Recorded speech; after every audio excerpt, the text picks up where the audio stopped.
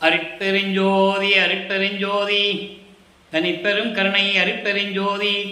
எல்லா உயிர்களும் இன்புற்று வாழ்க, வள்ளல் மலரடி வாழ்க வாழ்க, கொல்லா பருதம் குவள எல்லாம் ஓங்குக, நல்லோ நினைத்த நலம் பெறுக, நன்றி நினைத்த எல்லோரும் வாழ்க இசைந்து. உலக மக்களே, அறிவான அன்பர்களே, ஆண்மநேய ஒருமைப்பாடுடைய அன்பர்களே, அருட்பெருஞ்சோதி ஆண்டவருடைய திருவிளையாடல்களை பார்த்து கொண்டிருக்கிறோம். ஆதியிலே தோன்றிய இறைவன் அருட்பெருஞ்சோதி, ஆதியும் அந்தமில்லா தோன்றிய இறைவன் அருட்பெருஞ்சோதி, சுயமாக தோன்றிய இறைவன் அருட்பெருஞ்சோதி. சுயமாக தோன்றிய இறைவன் இயற்கை உண்மை விளக்க கடவுளாகிய அருட்பெருஞ்சோதி ஆண்டவர் இந்த பிரபஞ்சத்தை உருவாக்கி, இந்த பிரபஞ்சத்திலே உலகங்களை படைத்து, அந்த உலகங்களுக்கு செயல் வடிவம் கொடுத்து, அந்த உலகங்களை இயக்குவதற்காக உயிரினங்களை படைத்து, உயிரினங்களை படைத்தால் அந்த உயிரினங்களை காக்க வேண்டும், உயிரினங்களுக்கு தக்க ஏற்றபடி அருளை கொடுக்க வேண்டும். இந்த சூழ்நிலையில் 5 பத தலைவர்களை படைத்து, அவர்களுக்கு பிரம்மன், திருமால், ருத்திரன், மகேஸ்வரன், சதாசிவம் என்ற 5 பத தலைவர்களையும் படைத்து, அவங்களுக்கு தேவையான உலகங்களை கொடுத்து, தத்துவங்களையும் பிரித்து கொடுத்து, 36 தத்துவங்கள், 60 தத்துவிகள். அதில் பிரம்மனுக்கு 24 தத்துவம் ஆன்ம தத்துவம், திருமாலுக்கு 7 தத்துவம் விஷ்ணு தத்துவம், ருத்திரனுக்கு சிவ தத்துவம் 5, மகேஸ்வரனுக்கும் சதாசிவத்துக்கும் தத்துவிகளை பிரித்து கொடுத்து அவர்களை இந்த பிரபஞ்சத்தை இயக்க வைத்தார். இதனுடைய உண்மைகளை நம் திருவருட்பாவிலிருந்தே அருட்பெருஞ்சோதி அகவலிலே பார்க்கலாம். சிருட்டி தலைவரை, சிருட்டி அண்டங்களை அருள்திரள் வகுத்த அருட்பெருஞ்சோதி. சிருட்டி தலைவன் என்பது படைக்கும் தொழிலை செய்யக்கூடிய தலைவன். அந்த தலைவனுக்கு உலகங்களையும் கொடுத்து, படைக்கும் தொழிலையும் கொடுத்து இந்த பிரபஞ்சத்தை இயக்க வைத்தார். இப்படி 5 தலைவர்களுக்கும் எப்படியெல்லாம் அருளை கொடுத்தார் என்பதை திருவருட்பாவிலிருந்தே பார்த்து கொண்டிருக்கிறோம். ஆக இந்த 4 யுகங்களிலுமே கிரேத யுகம், திரேத யுகம், துவார யுகம், கலியுகம், இந்த 4 யுகங்களிலுமே செயலாற்றி கொண்டிருந்த 5 தொழில்களையும் செய்து கொண்டிருந்த அவர்கள் காலகட்டங்களில் சமயங்களும் மார்க்கங்களும் உருவாகிவிட்டன. திரேத யுகத்திலே கலங்க மார்க்கம், திரேத யுகத்திலே திராவக மார்க்கம், துவார யுகத்திலே நவநீத மார்க்கம், கலியுகத்திலே பஸ்ப மார்க்கம் என்று இப்படி பல மார்க்கங்கள் தோன்றி சமயங்களும் தோன்றிவிட்டன. ஆக சமயங்களும் மதங்களும் மார்க்கங்களும் தோன்றிய காலகட்டங்களில் அன்று வாழ்ந்து கொண்டிருந்த மக்கள் எல்லாம் அந்தந்த சமயத்துக்கு ஏற்றபடி அந்த தலைவர்களை உருவகப்படுத்தி, சைவ சமயத்தின் தலைவன் சிவபெருமான், வைஷ்ணவ சமயத்தினுடைய தலைவன் திருமால், இப்படி ஒவ்வொரு சமயத்திற்கும் தலைவர்கள் உண்டு. கௌபாரத்திற்கு முருகன், காணாபத்தியத்துக்கு விநாயகன், சௌரத்துக்கு சூரியன், சாகதத்துக்கு அம்மை, இப்படி ஒவ்வொரு சமயங்களுக்கும் தலைவர்கள் உண்டு. அந்தந்த தலைவர்களை அவர்கள் சார்ந்த சமயத்தை சார்ந்தவர்கள் உருவகப்படுத்தி, அதற்கு ஏற்றபடி ஆலயங்களை அமைத்து, வழிபாட்டு முறைகளை அமைத்து, நெறிமுறைகளை அமைத்து மக்களை வழிபட செய்து விட்டார்கள். இது காலங்காலமாக நடந்து கொண்டிருக்கிறது. அந்த யுகங்கள் அழிந்தும், சமயங்களும் மதங்களும் மார்க்கங்களுடைய நெறிகள் அழிந்தும் இன்னும் மக்கள் அதையே பின்பற்றி கொண்டிருக்கிறார்கள். காரணம், வழி தோன்றலாக வந்துவிட்டதனால் அவர்களால் அதை விட்டு வெளியே வர முடியவில்லை. அப்போ இந்த யுகங்கள் முடிந்த உடனே சதுர்யுகம் தோன்றுகிறது. இதற்கு ஒளியுகம் என்று கூறுவார் பிள்ளை பெருமானவர்கள். இந்த சதுர்யுகத்திலே வாழ்ந்து கொண்டிருக்கின்ற மக்களுக்கென்று ஒரு மார்க்கம் வேண்டும். அந்த மார்க்கம் சமரசமாக இருக்க வேண்டும். உலக மக்கள் எல்லாம் ஒரே மார்க்கத்தில் இணைந்து இறைவன் ஒருவனே என்ற நிலையை ஏற்றுக்கொண்டு, அந்த இறைவன் ஜோதி வடிவத்தில் இருக்கின்றான் என்ற நெறியை பின்பற்றி கொண்டு எல்லாரும் இன்புற்று வாழ வேண்டும் என்பதற்காகவே அருட்பெருஞ்சோதி ஆண்டவர் சுத்த சன்மார்க்கத்தை உருவாக்கி, அதை தன் மகன் கையில் கொடுத்து ஒப்படைத்து இந்த பிரபஞ்சத்தை இயக்க வைக்க வேண்டும் என்பதற்காகவே தனது அருளால் பெற்றெடுத்த ஒரு ஆண்மகனை செல்வப்பிள்ளை என்று பெயரிட்டு வளர்த்து கொண்டிருக்கிறார் அருட்பெருஞ்சோதி ஆண்டவர். சதாசிவத்தினுடைய ஆயுள் காலம் முடியும் காலகட்டங்களில், ஆயுள் காலம் என்பது அருளாட்சி காலம், அதன் பிறகு அவங்களுக்கெல்லாம் அருளாற்றல் இருக்காது. பிரம்மன், திருமால், ருத்திரன், மகேஸ்வருடைய அருள் காலம் முடிந்து ஏற்கனவே இறைவனுடைய திருவடியில் அமர்ந்து கொண்டிருக்கிறார்கள், எந்த வேலையும் இல்லாமல். அப்போ இந்த சதாசிவத்தினுடைய காலகட்டத்தில் 51 ஆண்டுகள் பாக்கி இருக்கும்போது, மீதி இருக்கும்போது, அந்த 51 ஆண்டுகளுக்கு பிறகு இந்த பிரபஞ்சத்தை இயக்க வேண்டும், அதற்கு ஒரு ஆள் வேண்டும். அதற்காகத்தான் தனது மகனை இந்த பூலோகத்திற்கு ஒரு தாயின் வழியாக வருவிக்க செய்தார் அருட்பெருஞ்சோதி ஆண்டவர். வருவிக்க உற்ற பிறகு எப்படியெல்லாம் திருவிளையாடல் நடந்தது என்பதை, இறைவனுடைய திருவிளையாடல் எப்படியெல்லாம் நடந்தது என்பதை தான் நாம் திருவற்பாவிலிருந்தே பார்த்து கொண்டிருக்கிறோம். வல்லப்பெருமானவர்கள் இந்த பூலோகத்திற்கு வருவிக்க உற்று 202 ஆண்டுகளாகியும் இறைவனுடைய திருவிளையாடல்களையும் வல்லப்பெருமானுடைய அருள் நிலையையும் அவர் இறைவனுடைய மகன் என்ற உண்மையையும் உலக மக்களிடம் யாரும் தெரிவிக்கவில்லை என்பதுதான் வேதனையான விஷயம். இருந்தாலும் கூட திருவற்பாவிலே அவர் கூறியிருந்த உண்மைகளை எல்லாம் பாடல்கள் மூலமாக இப்போ நம்ம பார்த்து கொண்டிருக்கிறோம். அந்த வகையிலே நமது பிள்ளைப்பெருமான் அவர்கள் வருவிக்க உற்ற இடம் சிதம்பரம் அருகிலே மருதூர் என்ற கிராமத்திலே ராமையா பிள்ளை சின்னையம்மையார் அவர்களுக்கு மகனாக வருவிக்க உற்றார். வருவிக்க உற்றார் என்பது இறைவனுடைய திருவிளையாடலால் வருவிக்க உற்றார். வருவிக்க உற்றவர்களுக்கு பிறப்பு இறப்பு இல்லை. இறைவனுடைய மகன் நேரடியாக இறைவனால் வருவிக்க உற்றவர். அந்த நிலையில் இருக்கும்போது ஒரு தாயின் கருவறையிலே நமது குழந்தை இறைவன் பிள்ளைப்பெருமானவர்கள் எப்படியெல்லாம் இருந்தார் என்பதை பாடலின் மூலமாக நாம் பார்த்துவிட்டோம். அருட்பெருஞ்சாண்டவர் 1823ஆம் ஆண்டு தொடங்கிய திருவிளையாடல் 30/1/1874 இரவு 12 மணி வரையிலும் 51 ஆண்டுகள் திருவிளையாடல் நடந்து கொண்டிருக்கிறது. இந்த 51 ஆண்டுகளையும் 8 ஆண்டுகளாக பிரித்து தனது மகனுக்கு அருளை கொடுத்து கொண்டிருக்கிறார் என்ற நிலையை திருவற்பாவிலிருந்தே நாம் பார்த்து கொண்டிருக்கிறோம். இன்று இறைவனுடைய திருவிளையாடல் 282வது பதிவு, எபிசோடு 282 பார்த்துக்கிட்டு இருக்கோம், நெருங்கிட்டு இருக்கோம். இப்போ அந்த காலகட்டங்களில் வல்லப்பெருமான்கள் வருவிக்க உற்று ஒரு தாயின் கருவறையில் இருக்கும்போது எப்படியெல்லாம் திருவிளையாடல் நடந்தது என்பதையும், அதன் பிறகு சிதம்பரத்திலே பிள்ளை தளத்தடையை தெரிதூக்க தரிசித்த போது வெய்வகை மேல் காட்டாதே எந்தனக்கு வெளியாய் காட்டிய மெய்புறவா மெய்ப்பொருளே என்று கூறுவார்.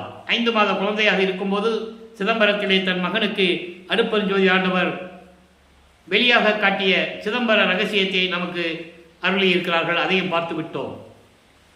இப்போ எல்லாருமே சென்னைக்கு ராமையா பிள்ளை அவர்கள் காலமானவுடன் சென்னைமையா அவர்கள் குழந்தைகளை அழைத்து கொண்டு, ஏற்கனவே அவர்களுக்கு 2 ஆண் குழந்தைகள் 2 பெண் குழந்தைகள் இருக்கிறார்கள். நமது பிள்ளைப்பெருமானவர்கள் ஒருவர் தான் இறைவனால் வருவிக்க உற்றவர். மீதி 4 பேரும் இல்லற வாழ்க்கையிலே பிறந்தவர்கள் என்பதை நாம் ஏற்கனவே பார்த்து விட்டோம். அந்த நிலையில் குழந்தைகளை எல்லாம் கூட்டிட்டு பொன்னேரி பக்கத்தில் சின்னக்காவன் கிராமத்துக்கு போகிறாங்க. அங்கே சில உறவினர்களுடைய வீட்டிலே தங்கி இருக்கிறார்கள். சில காரணங்களால் அங்கே இருக்க முடியாத காரணத்தினால் சென்னையிலே வந்து குடியேறுகிறார்கள். அவர்கள் குடியேறிய பகுதி ஏழுகிணர் பகுதியில் இருக்கின்ற வீராசாமி முதலியார் தெருவிலே குடியேறுகிறார்கள். இப்போ அதுக்கு பேர் வள்ளலார் நகர். நமது குழந்தை இறைவன் வளர்ந்து கொண்டிருக்கிறார். பள்ளிக்கூடத்திலே சேர்கின்ற பருவம் வருகிறது. பள்ளிக்கூடத்திலே கொண்டே சேர்க்கிறார்கள். அவரால் அங்கே பாடம் கற்க முடியவில்லை. பாடம் கற்க முடியவில்லை என்பதை விட அவர் மனம் ஒத்து வரவில்லை. இறைவன் திருவிளையாடல் செய்து கொண்டிருக்கிறார்.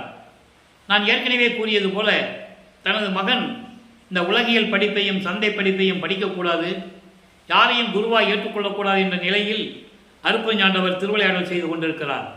இப்போ நமது பிள்ளைப்பெருமானவர்கள் 1ஆம் ஆண்டிலிருந்து 8 ஆண்டுகளுக்குள் இருந்து கொண்டிருக்கிறார். அவர் ஏன் இந்த உலகத்திற்கு வருவிக்க விட்டோம் என்ற நிலை அவருக்கு தெரியாது. அருட்பெருஞ்சோதி ஆண்டவர் இறைவன் என்ற நிலை அவருக்கு தெரியாது. சுத்த சன்மார்க்கம் என்ற ஒரு மார்க்கம் இருப்பதும் அவருக்கு தெரியாது.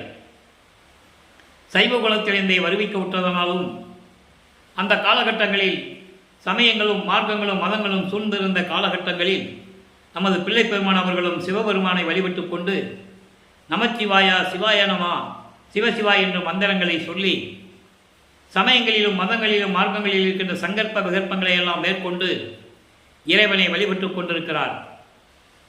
9வது ஆண்டில் 9வது ஆண்டு தொடக்கத்தில் இறைவன் மகன் முன் தோன்றி, மகனை நீ என்னால் வருவிக்க உற்றவன், காரணம் காரியங்கள் எல்லாம் முன்பருவம் பின்பருவம் காட்டி உனக்கு அருள் செய்வேன் என்று கூறி மறைந்து விடுகிறார். ஞானத்தை மட்டும் கொடுத்துவிட்டு சென்று விடுகிறார். நமது பிள்ளை பெருமார்கள் ஞானத்தை பெற்றுக் கொள்ளுகிறார்கள். அதன் பிறகு இறைவனை பற்றி பாடுகின்ற ஆற்றல் வலிமை அவருக்கு வந்து விடுகிறது. அப்போ சிவபெருமானிடம் முறையீடு செய்கிறார். என்னை வருவிக்க செய்துவிட்டு மறைந்து விட்டாயே, எப்போ வந்து எனக்கு அருளை கொடுப்பாய் என்று சொல்லி இறைவனிடம் முறையீடு செய்கிறார். அங்கே 1ஆம் திருமுறை உருவாகிறது. 1ஆம் திருமுறை மொத்தம் 8 பதியங்கள். நாம் 6வது பதியத்தில் இருக்கின்ற திருவருள் முறையீடிலிருந்து இறைவனுடைய திருவிளையாடல்களை பார்த்து கொண்டிருக்கிறோம். ஏனென்றால் 1ஆம் திருமுறை திருவடி புகழ்ச்சி, 178 வரிகள், பாதி சமஸ்கிருதம், அதன் பிறகு சமஸ்கிருதமும் தமிழும் பாதி இருக்கும், பின்னால முழுவதுமாக தமிழாக இருக்கும். அது திருவடி புகழ்ச்சி. அடுத்து விண்ணப்பக்கல் வெண்பா, நெஞ்சறிவுறுத்தல், சிவநேச வெண்பா, மகாதேவ மாலை. இந்த 5 பதியங்களும் நாம் பின்னால் பார்க்க வேண்டிய ஒரு சூழ்நிலை இருக்கிறது. நான் ஏற்கனவே விளக்கங்கள் கொடுத்திருக்கிறேன்.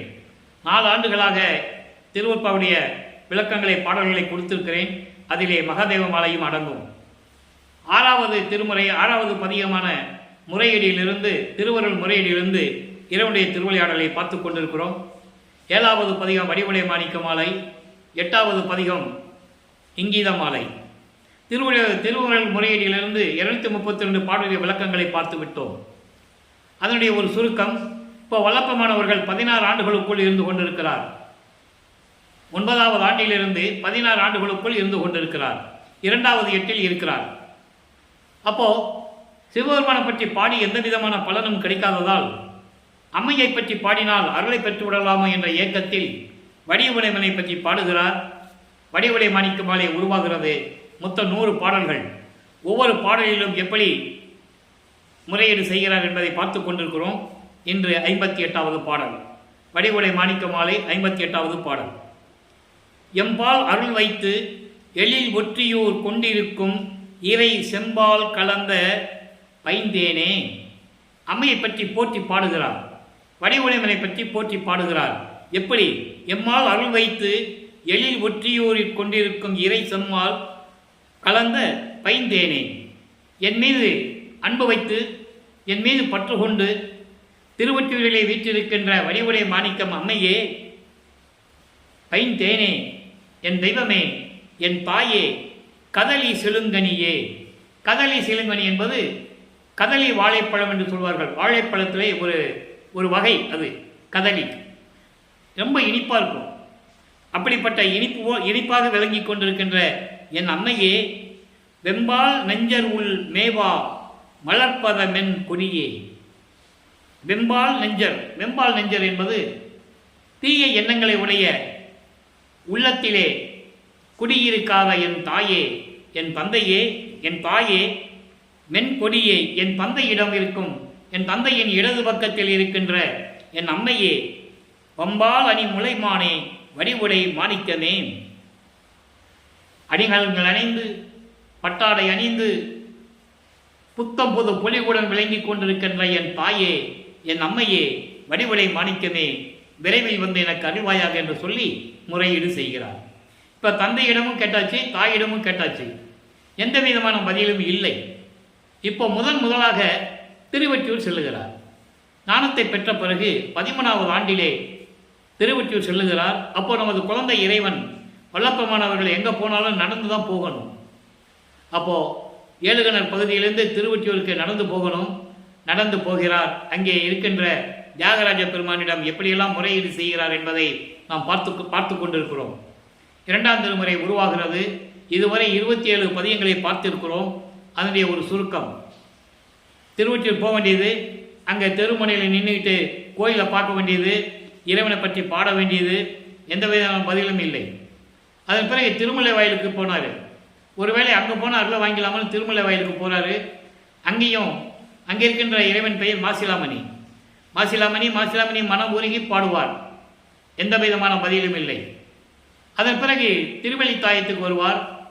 அங்கேயும் இறைவனை பற்றி பாடுவார். அங்கேயும் கந்த துணி கட்டிட்டு இருக்கிற இறைவனை பற்றி சொல்லுவார். எனக்கு ஒரு கந்த துணியை கொடு, நானும் கட்டிக்கிட்டு நிற்கிறேன். பெற்ற மகனை தெருவில் விட்டு விட்டானே என்று சொல்லி உன்னை இந்த மக்கள், இந்த உலகம் உன்னை பழி சுமத்தும் இழிவாக பேசும் அந்த இழிச்சொல்லுக்கும் பழிச்சொல்லுக்கும் நீ ஆளாகக்கூடாது என்பதற்காகத்தான் நான் பயப்படுகிறேன். விரைவில் வந்து எனக்கு அருள வேண்டும் என்றெல்லாம் கூறுவார். அந்த விளக்கங்களை எல்லாம் நாம் தெளிவாக பார்த்து விட்டோம். இப்போ 28வது பதிகம் சந்நிதி முறையீடு. சந்நிதி முறையீடு என்பது திருவொற்றியூரிலே தியாகராஜ பெருமானுடைய சன்னதி முன்னால் இருந்து கொண்டு முறையீடு செய்வது, விண்ணப்பம் வைப்பது, எனக்கு அருள வேண்டும் என்று கெஞ்சுவது, மன்றாடுவது. இப்போ பண்ற பாருங்க. இன்னைக்கு 1வது பாடலாம் பார்க்குறோம். ஒற்றி மேவிய உத்தமனே மன்னித்து மணித்து தெற்றி மேவிய தில்லையப்பா, விழி நெற்றி மேவிய நின்மலனே, உன்னை பற்றி மேவிய நெஞ்சம் உன் பாலதே. இது பாடல். இந்த பாடலுடைய விளக்கம் என்னன்னா, அதாவது திருவொற்றியூரில் இருக்கின்ற இறைவனே, உத்தமனே, மணித்து தெற்றி மேவிய தில்லையப்பா. அதாவது சிதம்பரத்திலே தில்லையிலே மதில் சுவர்களும் திண்ணைகளும் நிறைந்த அந்த ஊரிலே விளங்கி கொண்டிருக்கின்ற இறைவனே என்று கூறுகிறார். ஏனென்றால் சிவபெருமானை நடராஜன் என்றும் தியாகராஜ பெருமான் என்றும் சொக்கநாதன் என்றும் இப்படி பல பெயர்களை அழைத்து கொண்டு வழிபட்டு கொண்டிருக்கிறார். ஏனென்றால் அவர் சைவங்களையும் மதங்களையும் மார்க்கங்களையும் சார்ந்து கொண்டு அந்த சைவ சமயத்தின் அடையாளமாகிய திருநீரை பூசிக்கொண்டு உத்திராட்ச மாலையை போட்டுக்கொண்டு இறைவனை வழிபட்டு கொண்டிருக்கிறார். அவர் அப்படிதான் செய்யணும், காலத்தின் கட்டாயம். அந்த நிலையில் இருக்கும்போது இறைவனை வேண்டி விழி நெற்றி மேவிய நின்மலனே, நெற்றிக்கண் உடைய இறைவனே, 5 மலங்கள் நீங்கிய இறைவனே. நின்மலனே என்பது மலங்கள் நீங்கியவன். ஆணவம் கண்மம் மாயை மாமாயை போன்ற 5 மலங்களையும் நீங்கிய இறைவனே, நெற்றிக்கண் உடைய இறைவனே, உன்னை பற்றி மேவிய நெஞ்சம் உன் பாலதே. உன்னை எப்பொழுதும் நான் நினைத்து கொண்டிருக்கிறேன். அந்த உள்ளம் உன் உள்ளம் தானே, உன்னால வருவிக்க விட்டவன் தானே, நான் உனது மகன் தானே. எனக்கு விரைவில் வந்து நீ அருள வேண்டும் அல்லவா, விரைவில் வந்து எனக்கு அருள வேண்டும் என்று சொல்லி இந்த சன்னதி முறையீடிலே முறையீடு செய்கிறார் இறைவனிடம். ஆக வல்லப்பமானவர்கள் 16 ஆண்டுகள் வரையும் இப்படியே இறைவனிடம் முறையீடு செய்தும் விண்ணப்பங்கள் செய்தும் நடமாடிக்கொண்டிருக்கிறார். திருவொற்றியூருக்கும் ஏழுகிணர் பகுதிக்கும் அலைந்து கொண்டிருக்கிறார், மனம் வருந்தி கொண்டிருக்கிறார். இந்த நெருக்கடியான நிலையில் வல்லப்பமானவர்கள் 3வது ஏட்டில் அடியெடுத்து வைக்கிறார். 3வது ஏட்டில் அடியெடுத்து வைக்கிறார். 24. அப்போ 17வது ஆண்டிலிருந்து 24 ஆண்டுகளுக்குள் என்ன நடந்தது என்பதை உலக மக்களுக்கு விளக்கம் சொல்லியாக வேண்டும். 3ஆம் திருமுறை மொத்தம் 19 பதிகங்களும் 235 பாடல்களுக்கு என்ற விளக்கங்களை எல்லாம் நாம் முழுமையாக பார்த்து விட்டோம். அதனுடைய ஒரு சுருக்கம் ஏன்னா இது விளக்கத்தை சொன்னால் தான் அடுத்த ஸ்டேஜுக்கு நம்ம போக முடியும். இன்று புதுசாக பார்க்குறவங்களுக்கு விளங்கணும், இல்லை உங்களுக்கு புரியணும். அப்போ இந்த 19 பதிகளுடைய சுருக்கம் என்னவென்றால், இப்போ நிலைகள் மாறுகிறது, காட்சிகளும் மாறுகிறது. இப்போ இறைவன் காட்சி கொடுக்கிறார், மறைந்து விடுகிறார். இப்படி நிலைகள் தொடர்ந்து கொண்டிருக்கும் போது நம்ம போனாலும் பேசுறது இல்லை, காட்சி கொடுத்தாலும் மறைஞ்சுகிறாரு. உடனே அவர் மனத்தில் இருக்கின்ற ஒரு தவிப்பை, ஒரு ஏக்கத்தை, ஒரு பரிதவிப்பை நாரையிடம் கிளிகளிடம் தூது சொல்லி அனுப்புவார். 2ஆம் திருமுறையிலே 2வது பதிகம் நாரையும் கிளையும் நாட்டூரும் தூது, நாரையும் கிளியும் நாட்டூரும் தூது என்ற பதிகத்தில் இருக்கின்ற 10 பாடலுடைய விளக்கங்களை நாம் தெளிவாக பார்த்து விட்டோம். இந்த நிலையில் இருக்கும்போது தூது போனது திரும்பி வராது. ஏன்னா இறைவனுடைய திருவிளையாடல் இருக்குல்ல, அதனால ஒருவேளை குறி கேட்க போவார். நான் ஏற்கனவே கூறியது போல உலகில் மன சஞ்சலப்பட்டு இருக்கிறவங்கெல்லாம் ஒரு நல்லது பண்ணணும், பிள்ளைகளுக்கு திருமணம் பண்ணணும், வேறு காரியம் நல்ல காரியம் செய்யணும், ஏதோ குடும்பத்தில் கஷ்டம் வந்துச்சு பரிகாரம் தடணும்னா குறி கேட்க போவாங்க. அதே போல் இவரும் ஒரு குறைச்சி பெண்ணிடம் போய் எப்படியெல்லாம் குறி கேட்கிறார் என்பதையும், ஒரு ஜோசியம் பார்க்கிறவர்கிட்ட போய் எப்படியாவது ஜோசியம் பார்த்தார் என்பதையும், குறியாராய்ச்சி ஜோதிட நாடல் என்ற பதியத்தில் இருக்கின்ற விளக்கங்களை எல்லாம் பார்த்து விட்டோம். திருவிழா வீதி வரும்போது திருவிழா திறன் என்ற பதிகத்திலே பார்த்தோம். அதாவது தேரில் வந்து திருவிழா வீதி கொண்டு வரும்போது எப்படி காட்சி கொடுத்தார் என்பதையும், ஒவ்வொரு தெருவில் போய் இவர் போய் நிற்பார். ஏன்னா ஒவ்வொரு தெருவிலையும் மறைஞ்சிடுவார். அதனால் எந்த தெருவுக்கு தேர் வருதோ அந்த தெருவில் போய் நிற்பார். அந்த நிகழ்ச்சிகளை எல்லாம் நாம் தெளிவாக பார்த்து விட்டோம்.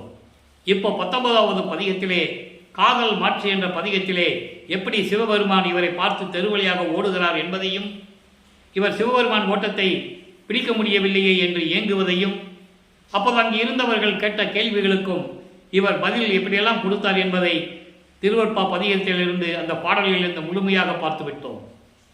இது இறைவனுடைய திருவிளையாடல் நடந்து கொண்டிருக்கிறது. இந்த திருவிளையாடல்களை மக்களிடம் சொல்ல வேண்டும். மக்களிடம் யாரும் சொல்லாததனால் மக்களுக்கு தெரியவில்லை. திருவருட்பாவிலே தெளிவாக நமக்கு அருளியிருக்கிறார்கள். அப்போ இந்த நிலையெல்லாம் முடிந்த பிறகு அவருக்கு 3வது எட்டு முடிகிறது. 4வது எட்டில் அடியெடுத்து வைக்கிறார். 4ஆம் திருமுறை உருவாகிறது. 8 பதிகங்களில் இருக்கின்ற 197 பாடலுடைய விளக்கங்களை பார்த்துவிட்டோம். ஒவ்வொரு பாடலிலும் இறைவன் எப்படி தெருக்கதவை திறந்து விண்ணுலகத்திலிருந்து பூலோகத்திற்கு வந்து திருவழியாக கால் வலிக்க நடந்து வந்து எப்படியெல்லாம் அருளை கொடுத்தார் என்பதை அன்பு மாலையிலேயும் அற்பகாச மாலையிலும் தெளிவாக பார்த்தோம். அதனுடைய ஒரு சுருக்கம். இப்போ வளர்ப்பமானவர்கள் 27வது ஆண்டில் இருக்கும்போது அவருக்கு திருமணம் செய்ய வேண்டும் என்று சொல்லுகிறார்கள். ஏன்னா இந்த திருவிளையாடல் சொல்லணும். பொத்தாம்பதுமாக பேசிட்டு போனால் மக்களுக்கு புரியாது. வல்லப்பமான் யாருன்னே யாருக்கும் தெரியாது. இறைவனுடைய திருவிளையாடல் எப்படி நடந்ததுன்னு யாருக்கும் தெரியாது. அதனால தான் நம்ம படிப்படியாக சொல்லிக்கிட்டே வரோம். ஒவ்வொரு 8 ஆண்டுகளிலும் என்னென்ன நடந்தது என்பதை ஏற்கனவே நம்ம பாடல் இருக்கிறத தெளிவாக பார்த்தோம். இப்போ அடுத்த ஸ்டேஜுக்கு போகும்போது அந்த சுருக்கத்தை சொல்லிட்டு தான் நம்ம வெளியே வர முடியும். அப்போது திருமணம் பண்ணணும்னு சொல்கிறாங்க. உலகியல்ல இதெல்லாம் சொல்வது சகஜம், இயற்கை. ஒரு பிள்ளை வீட்டுக்கு அடங்காமல் சுற்றிட்டு தெரிஞ்சால் என்ன பண்ணுவாங்க? கால் கட்டு போட்டால் சரியாக போகும், ஒரு கல்யாணம் பண்ணி வச்சிடலான்னு முடிவு எடுப்பாங்க.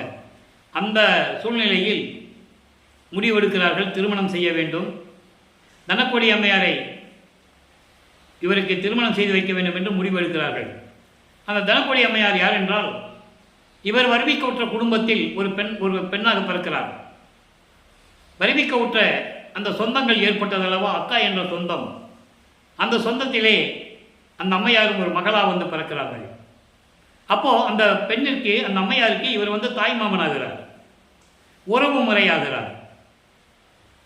இவர் முதல்ல முடியாதுன்னு சொல்கிறார். எனக்கு கல்யாணம் வேணாம், இல்லற வாழ்க்கையில் எனக்கு இஷ்டம் இல்லைன்னு சொல்கிறார்.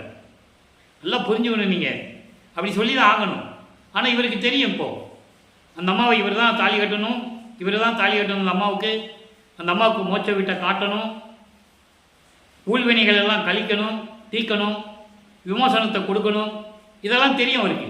இப்போ சுத்த சன்மார்க்கம் இருக்கிறது தெரியும். அருப்பறிஞ்ச ஆண்டவர் தான் இறைவன் என்று தெரியும். அவர் தான் என்னை வருவிக்க விட்ட தந்தை என்று அவருக்கு தெரியும். இந்த நிலையில் இருக்கும்போது அங்கே ஒரு சாமியாருக்கு கூட்டு போவாங்க. அவர் பேர் ராமலிங்கம் தான். அவர் சொன்னால் இவர் கேட்பாருன்னு சொல்லி கூட்டு போவாங்க. அவர் சொல்லுவார், என்ன ராமலிங்கம், கல்யாணம் பண்ணிக்கோ, அதனால் என்ன இருக்கு, கல்யாணம் பண்ணிக்கோன்னு சொல்லுவார். ஏன் அவர் முதல்ல முடியாதுன்னு சொல்கிறாருன்னா, தந்தையிடமிருந்து அனுமதி வாங்க வேண்டும். அருப்பஞ்சாண்டர் சொல்லணும். ஏன்னா இவரை வந்து பூலோகத்துக்கு அனுப்பும்போதே அவர் சொல்லி தான் அனுப்புகிறார். நீ வேஷம் மட்டும் தான் போடணும், மித்த நிகழ்ச்சிகளாக அப்பப்போ நான் வந்து உனக்கு அறிவுறுத்துவேன்னு சொல்லி தான் அனுப்புகிறாரு. அந்த பாட்டுடைய விளக்கத்தெல்லாம் நம்ம பார்த்து விட்டோம். ஒரு மாத பெற்ற மகன் பொருட்டாக உகந்து முன்னம் ஒரு மாமனாகி வழக்குரைத்தாய், என் வழக்க உரைத்ததற்கு இரு நிலத்து போல் வேடங்கட்டி இருத்திகளோ, திருமால் வணங்கும் பதத்துவா யான் உன் சிறுவன் என்றே என்று அந்த பாடலை கூறியிருப்பார்கள். அந்த பாடலுடைய விளக்கத்தை எல்லாம் பார்த்து விட்டோம். இப்போ தாலி கட்டணும், திருமண ஏற்பாடுகள் நடந்து கொண்டிருக்கிறது. அந்த திருமண நிகழ்ச்சியிலே எல்லாரும் அமர்ந்திருக்கிறார்கள். விண்ணுலகத்திலிருந்து பிரம்மன், திருமால், ருத்திரன், மகேஸ்வரன், சதாசிவம் போன்ற பதத்தலைவர்களும், ஏனென்றால் அடுத்த இந்த உலகத்தை, இந்த பிரபஞ்சத்தை இயக்கப் போகின்ற இறைவன் இவர், அதை வாழ்த்துவதற்காக வந்து அமர்ந்திருக்கிறார்கள். வானவர்கள், ரிஷிகள், முனிவர்கள் அத்தனை பேரும் அங்கே காத்து கொண்டிருக்கிறார்கள், நமது பிள்ளை பெருமானவர்களை வாழ்த்துவதற்காக. இது பாடலிலே இருக்கின்ற விளக்கங்களை நாம் ஏற்கனவே பார்த்து விட்டோம். நாம் ஏற்கனவே கூறியது போல அன்பர்களே, இங்கே பேசக்கூடிய கருத்துக்கள், விளக்கங்கள் எல்லாமே திருவருட்பாவிலே பாடல்களில் இருக்கின்ற உண்மைகள் என்பதை நீங்கள் புரிந்து கொள்ள வேண்டும். அப்போ இந்த நிலையில் இருக்கும்போது இவர் தாலி கட்டி அந்த அம்மாவிற்கு மோட்ச வீட்டை காட்டி கர்ம வினைகள் எல்லாம் நீக்கி விமோசனம் கொடுக்கிறார். அதுவும் அந்த அம்மாவுக்கு தெரியும். அப்போ இந்த நிலைகள் எல்லாம் முடிந்த உடனே இப்போ உலகப்பற்றை விட வேண்டும், சமயங்களையும் மதங்களையும் மார்க்கங்களையும் சொல்லப்பட்ட நெறிகளை விட வேண்டும். திருநீர் பூசுவதை நிறுத்த வேண்டும். உத்தராட்ச மலையை கலட்ட வேண்டும். ஏனென்றால் அது சுத்த சன்மார்க்கத்திற்கு தேவையில்லை. அதை நாம் பிரசாத மாலையிலே பார்த்து விட்டோம். பிரசாத மாலை, ஆனந்த மாலை, சவுந்தர மாலை, அபராத மன்னிப்பு மாலை, பத்தி மாலையிலே எப்படியெல்லாம் ஏமசித்தியை பெற்றுக்கொண்டார் என்பதை எல்லாம் பார்த்தோம். பிரசாத மாலையிலே உத்தேகம் பெற்றது, ஐம்புலன்களை எப்படி அடக்கி ஆளுவது, தத்துவங்களை எப்படி அடக்கி ஆளுவது, அந்தங்களை எப்படி கடப்பது என்ற நிலையிலெல்லாம் எப்படி அருளை கொடுத்தார் என்பதை எல்லாம் பார்த்து விட்டோம். இப்போ அவர் சுத்த சன்மார்க்கத்தை வாங்குவதற்காக சுத்த சிவஞான வழிக்கு செல்ல வேண்டும். இப்போ வளர்ப்பமானவர்கள் 4வது எட்டை முடித்து 5வது எட்டில் இருந்து கொண்டிருக்கிறார். 33வது ஆண்டிலிருந்து 40 ஆண்டுகளுக்குள் என்ன நடந்தது என்பதை நாம் ஏற்கனவே விவரமாக விளக்கமாக பாடல்களை எல்லாம் குறிப்பிட்டு நாம் விளக்கங்களை பார்த்து விட்டோம். இப்போ 33வது ஆண்டில் முதலாக சுத்த சிவஞான வழிக்கு சென்று கொண்டிருக்கிறார். எப்படி 13வது ஆண்டில் இறைவனை, அதாவது தியாகராஜ பெருமானை வணங்குவதற்கு சமயங்களையும் மதங்களையும் மார்க்கங்களையும் சார்ந்து கொண்டிருந்த காலகட்டங்களில் எப்படியெல்லாம் சிவபெருமானை வழிபட்டார் என்பதை எல்லாம் நாம் பார்த்தோம்.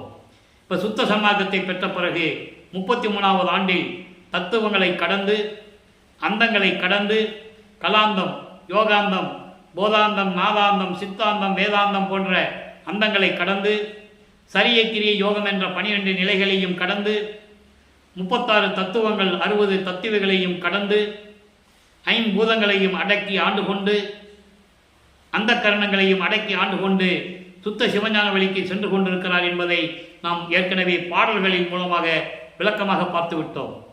அங்கே சுத்த சிவஞான வழிக்கு போறாரு. அங்கே சத்தியஞான சபை இருக்கிறது. அந்த சத்தியஞான சபைக்கு வெளியே பிரம்மன், திருமால் போன்றவர்களும் வானவர்களும் எப்படி வெளியே நிற்கிறாங்க. முதல் படியில் கூட கால் எடுத்து வச்சு அவங்க போக முடியாது. சத்தியஞான சபைகளில் என்ன நடக்குதோ அவங்க வெளியே இருந்து தான் பார்க்கணும். அதே போல் இவர் போகிறாரு. என்ன இங்கே ஒரே கூட்டமாக இருக்குன்னு கேட்குறாரு. நீங்கள் போங்க சாமின்னு கை கட்டுறாங்க. இது பாடலில் இருக்கின்ற விளக்கம். ஆக அப்படி போகிறாரு. மகனை தந்தை வரவேற்கிறார். மகனை இந்த ஆடைகளை எல்லாம் கலந்து விட்டு முக்காடு போட்டு தானே போகிறாரு. புனித நீராடி புத்தாடை அணிந்து அணிகலன்களை அணிந்து மங்கள கோலத்துடன் வருவாயாக என்று தன் தந்தை மகனுக்கு கட்டளையிட, இவரும் அதே போல வந்து அங்கே இருந்த சிங்காசனத்திலே அமர்கின்றார். முடிசூட்டு விழா நடக்கிறது. தந்தை மகனுக்கு கொடுக்கிறார். மகனே, சுத்த சன்மார்க்கத்தை பெற்றுக்கொள், இனிமேல் இது உன்மார்க்கம் என்று சொல்லி சாகா கல்வியை கற்றுத்தருகிறார். அதை இந்த உலகமே, விண்ணுலகம் வியக்கும்படி நடந்து கொண்டிருக்கிறது அந்த திருவிழா. விழாக்காலம் போன்றுள்ளது சத்தியஞான சபை. அந்த நிலையில் சாகா கல்வியும் கற்றுக்கொண்டு அந்த பாடல்களிலே இருக்கிறதையெல்லாம் நாம் விளக்கங்களையெல்லாம் பார்த்தோம். இருந்தாலும் இன்னொரு முறை கூறுகிறேன். நாகாதிபனும் நாராயணனும் நான்முகனும் நறுமுறுமெனவே ஞான அமுதம் அளித்தாய், நானும் உண்டு துண்ணவே சாகா கலையை பயிற்று தந்த தயவையே சாற்றதுக்கரிது என்று கூறுவார். அந்த நிலைகளெல்லாம் பார்த்து நாம் விளக்கங்களை எல்லாம் கூறியிருக்கிறோம். இப்போ சாகா கல்வியை கற்றுக்கொண்டு சுத்த சன்மார்க்கத்தை பெற்றுக்கொண்டு அதற்கு முன்னால் இங்கே பூலோகத்திலே எல்லாவர்களையும் பெற்றுக்கொண்டார். தத்துவ சித்தி, தத்துவ வெற்றி, ஏம சித்தி எல்லாவற்றையும் இங்கே பெற்றுக்கொண்டார். ஆக ஏம சித்தி, சாகா கல்வி, தத்துவங்களை நிக்கிரம் செய்தல், இந்த 3 நடந்துருச்சு. கடவுள் நிலை அறிந்து அம்மையமாக வேண்டும், அது ஒன்று தான் பாக்கி. அப்போ கடவுள் நிலை அறிந்து அம்மையமாக வேண்டும் என்றால் அருப்பெருஞ்சோதியை பெற வேண்டும், திருவருள் செங்கோலாட்சி பெற வேண்டும். இப்போ எல்லாம் உத்தரவு கொடுத்துட்டாரு. பிரபஞ்சத்தை நீ தான் இயக்கணும்னு சொல்லிட்டாரு. ஆனால் அதிகாரப்பூர்வமாக இன்னும் கொடுக்கல. அது கொடுத்தது எந்த இடம்னா மேட்டுக்குப்பம் சித்தி வளாகம். அங்கே போகும்போது நம்ம பார்த்துக்கலாம், அந்த விளக்கங்கள் எல்லாம் பார்ப்போம். அதன் பிறகு அருப்பெருஞ்சாண்டவர் தன் மகனோடு 2 கலக்க வேண்டும், ஜோதியாக வேண்டும், இறைவனாக வேண்டும். இறைவன் ஒருவன் என்ற நிலையை இந்த பிரபஞ்சத்திற்கு உணர்த்த வேண்டும். வள்ளலாரும் அருப்பெருஞ்சோதியும் தனித்தனியாக இருக்கக்கூடாது. தனது மகனும் தந்தையும் தனித்தனியாக இருக்கக்கூடாது. ஒரே இறைவனாக இருக்க வேண்டும் என்பதற்காக மகனோடு அருப்பெருஞ்சோதி ஆண்டவர் 2 கலந்து கொள்ளுகிறார். நல்லா புரிஞ்சுக்கணும். நீங்கள் சமயங்களிலும் மார்க்கங்களிலும் மதங்களிலும் சொல்லப்பட்ட, புராணங்களிலும் சொல்லப்பட்ட எல்லா திருவிளையாடலுமே 2 இருக்கும். உதாரணத்துக்கு சொல்ல வேண்டும் என்றால், நான் ஏற்கனவே கூறியிருக்கிறேன், அருட்பெருஞ்சோதி அதாவது திருவொற்பாவை பற்றி பேசும்போதோ மற்ற நூல்களை பற்றி நான் பேசுவதில்லை. இருந்தாலும் ஒரு சில நேரங்களில் உதாரணத்திற்கு எடுத்துக்காட்டாக சொல்ல வேண்டிய கடமை இருக்கிறது. சிவபெருமான் நெற்றிக்கண்ணிலிருந்து முருகனை உருவாக்கினார். புராணங்களில் கூறப்பட்டது எல்லாம் உண்மை. வல்லப்பமணி கூறுகிறார். அதே மாதிரி விநாயகன் அருளாற்றலால் பெற்றெடுத்தவன். அவங்களாம் தனித்தனியாக இருப்பாங்க. முருகன் தனி, சிவபெருமான் தனி, விநாயகன் தனி, இப்படி தனித்தனியாக இருப்பாங்க. ஆனால் இங்கே அப்படி அல்ல. 2 பேரும் ஒன்றானார்கள். தந்தை மகனோடு இரண்டரை கலந்து கொள்கிறார். பிரிந்த சக்தியோடு 51 ஆண்டுகள் பிரிந்த சக்தியோடு மீண்டும் இணைந்து கொள்ளுகிறார். திருவிளையாடல் முடிவடைகிறது. அதை நீங்கள் நல்லா புரிஞ்சுக்கணும். அந்த விளக்கங்களை நாம் சித்தி விழாவுக்கு போகும்போது தெளிவாக மக்களுக்கு எடுத்து சொல்லுவோம். இப்போ அதெல்லாம் பெற்றுக்கொண்டு நேராக பூலோகத்திற்கு திரும்புகிறார் நமது பிள்ளை பெருமான் அவர்கள். இந்த நிலைகள் எல்லாம் பூலோகத்திலே, அதாவது அந்த நிகழ்ச்சி நடந்ததை எல்லாம் சர்வசாதாரணமாக எடுத்து சொன்னார்கள். சர்வசாதாரணம் என்பது இவர் ஊரை விட்டு ஓடியதாகவும், மனைவியை திருமணம் செய்துவிட்டு விட்டு வந்து விட்டார் என்றும், எங்கே போனார் என்று தெரியவில்லை என்றும் இப்படியே மக்களிடம் சொன்னார்கள்.